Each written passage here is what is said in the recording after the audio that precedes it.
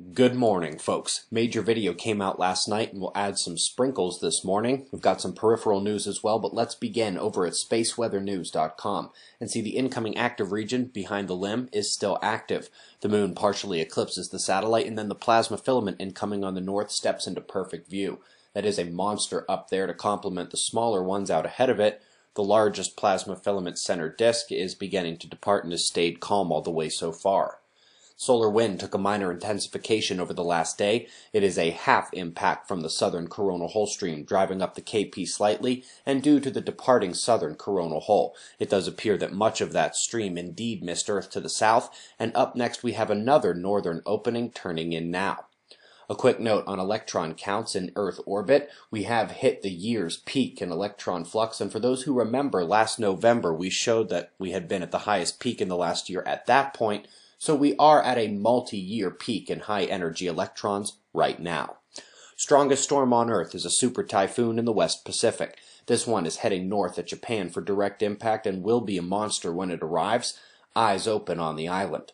Top story today comes from Jupiter, where the Juno mission has fulfilled one of its primary objectives, to determine the depth of the visible cloud layer in storms.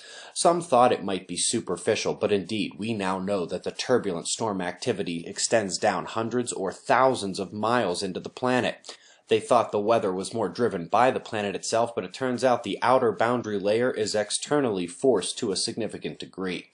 Who would have thought the energy from space could affect the weather? Okay, silly question for this audience. Indeed, last night's video was one of the final pieces, the temperature mechanism that complements all the others. And for those who wanted a bit more on the most recent storm, Ophelia, which just pounded Europe, well, back in 2005, when the first recorded tropical strength storm since 1842 hit the Iberian Peninsula, it formed during a geomagnetic storm due to a coronal hole, just like Ophelia. Folks, tomorrow we'll be doing our last giveaway for tickets to Observing the Frontier. Every week on our Facebook page we do a question of the week, and anyone who gets the right answer goes into the lottery.